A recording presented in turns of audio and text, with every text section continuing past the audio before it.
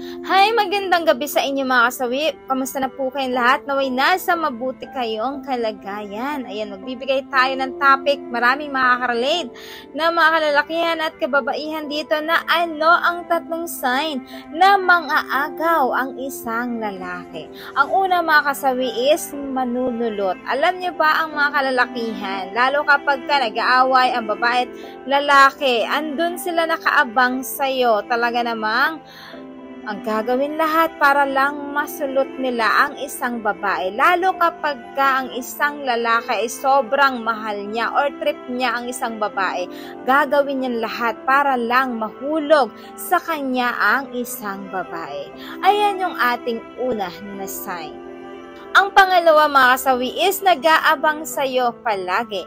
Alam niyo ba ang mga kalalakihan, naghihintay lang yan sa inyo na kung ano ang mga galaw ninyo, sasamahan niya kayo, talaga bang hinihintay lang niya na approach mo siya. So kapag once na approach mo siya, syempre siya naman ay susunggaban ka dahil pagkakataon niya na yun na ikaw na mismo ang nagpakita sa kanya, 'di ba? So mga kalalakihan, kumbaga chance na nila yon para naman maagaw kanila doon sa kanyang jowa, mga kasawi.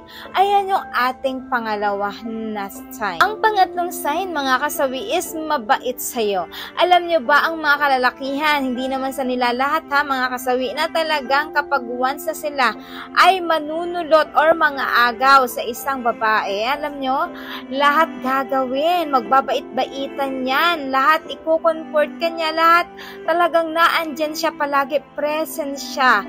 Lalo kapag sakto na talagang, alam mo yung nagkakaroon ng problema, ang mag-asawa or mag-jowa, talagang andyan talaga siya sa'yo. Talagang lahat ibibigay niya yung kabaitan at talagang siya pa yung mag-a-advise sa'yo na ganito, ganyan yung gagawin mo para ba mahulog ka sa kanyang patibong, mga kasawi. Kaya depende na lang yan sa mga kababaihan kung paano nila i-handle or i-control ang kanilang damdamin para hindi sila ma-inlove sa isang lalaki kapag kaganito yung ginawa sa kanila, mga kasawi. So yun po yung aking pangatlo na sign. At syempre hindi mawawala yung aking advice sa topic na ito, mga kasawi. Tandaan nyo sa mga kababaihan na meron na kayong karelasyon. Diba normal naman na nagkakaroon talaga ng hindi perpektong relasyon. Nag-aaway, diba, kadalasan nagkatatampuhan, pero lagi niyong tatandaan na kahit kayo ay nag-aaway, okay lang yan. Kasi minsan yun ang nagpapatatag sa ating relasyon.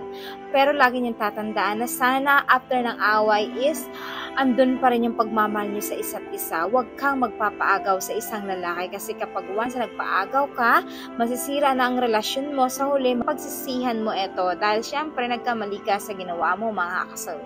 So yun lamang po, mga kasawi, yung aking advice. Maraming salamat sa patuloy na pagsuporta niyo sa akin, sa walang sawang pag-share at pag-comment. Sa mga hindi pa po nakapag-subscribe, pwede na kayo mag-subscribe, pwede na rin kayo mag-follow para updated kayo sa topic ko araw-araw. Magandang gabi, mga kasawi.